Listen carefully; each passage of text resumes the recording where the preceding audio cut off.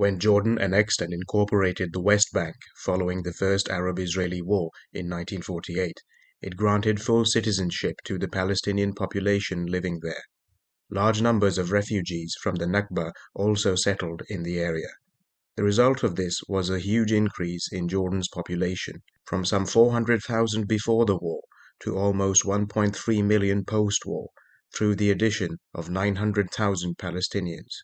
The naturalized West Bank Palestinians were given equal opportunity in the Jordanian state and economy, and half the seats of parliament were reserved for Palestinian representatives. The large number of Jordanian Palestinians influenced the politics of the country, and the growth of a Palestinian nationalist movement posed its own problems.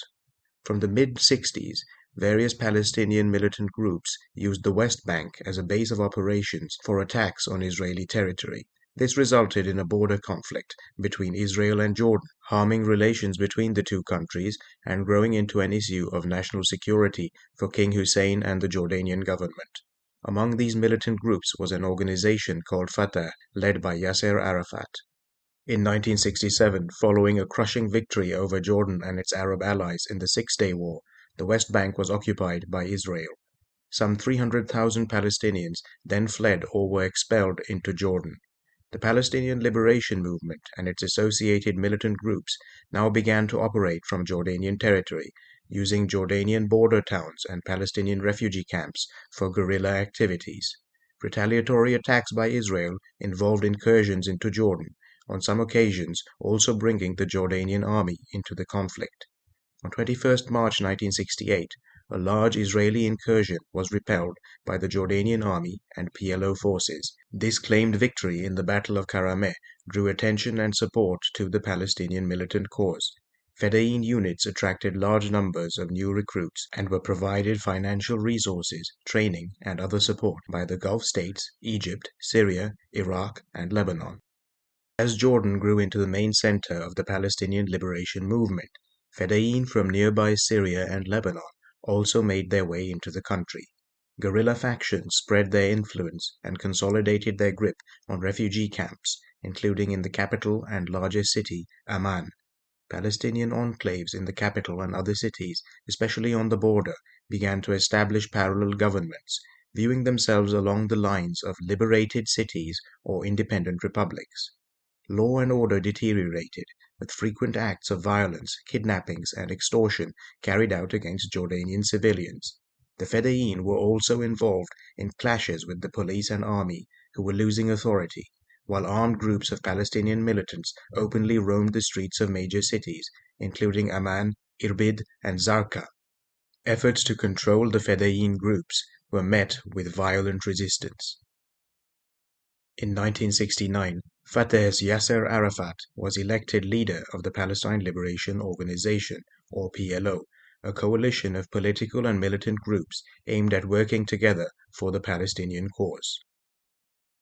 In practice, however, PLO leadership had little control over its various constituent factions.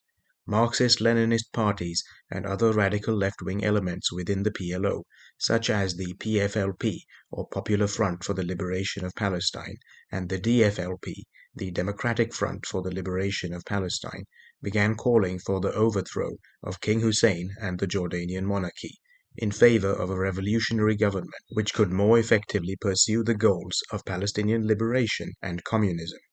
In fact, King Hussein even suffered assassination attempts when assailants fired upon his motorcade on two separate occasions in June and September of 1970. The Fedayeen were now operating in the form of a state within a state and had become a serious threat to Jordan's stability. Henry Kissinger, security advisor to President Nixon, assessed that the situation was spiraling out of control. The authority and prestige of the Hashemite regime will continue to decline. The international credibility of Jordan will be further compromised. Greater Fedayeen freedom of action will inevitably result in more serious breaches of the ceasefire in the Jordan Valley. Hussein faces an uncertain political future. It was now clear that the Fedayeen would have to be removed from Jordan, by force if necessary. However, King Hussein was in a dilemma. Such an action would alienate his regime from the Palestinian population and the greater Arab world. Soon after the assassination attempt on King Hussein on 1st September 1970, the Popular Front for the Liberation of Palestine, one of the radical left-wing factions of the PLO, carried out a series of hijackings, attempting to bring attention to the cause of Palestinian liberation. 3 passenger airliners, operated by Swiss Air, Trans World Airlines, and the British Overseas Airway Corporation, were diverted to a remote desert airstrip in Jordan called Dawson's Field.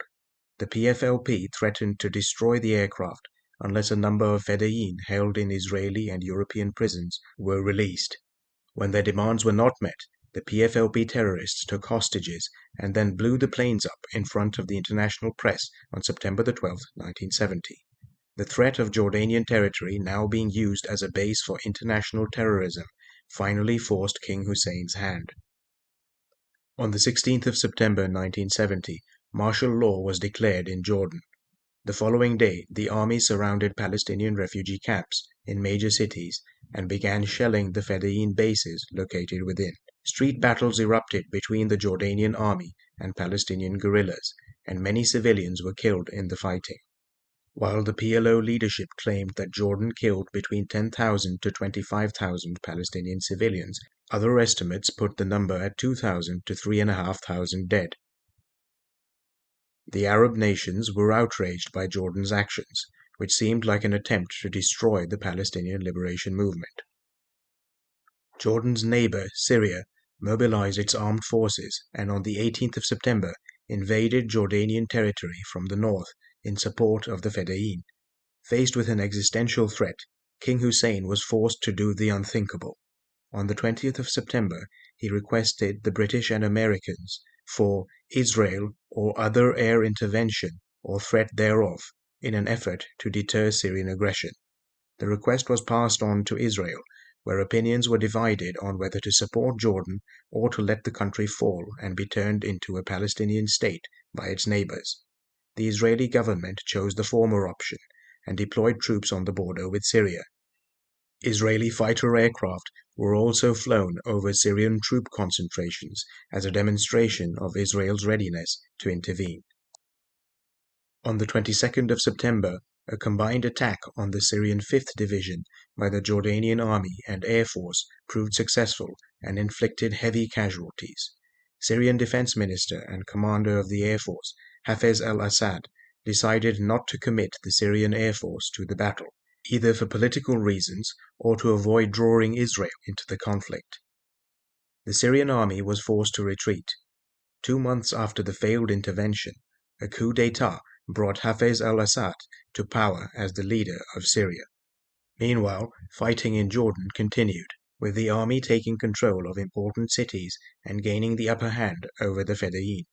A ceasefire agreement between Jordan and the PLO was brokered by Egypt at an emergency Arab League summit in Cairo on 27 September 1970. Further agreements attempted to regulate the presence of the Fedayeen in Jordan, but proved unsuccessful. Fighting broke out again in 1971, and the army forced the militants out of their remaining bases and positions by July of that year, driving the PLO out of Jordan once and for all. Most of the PLO then relocated to Lebanon, where they gradually set up a similar parallel state, destabilizing the country and eventually playing an important role in the Lebanese Civil War. A radical militant faction, naming itself the Black September Organization, splintered off from the PLO.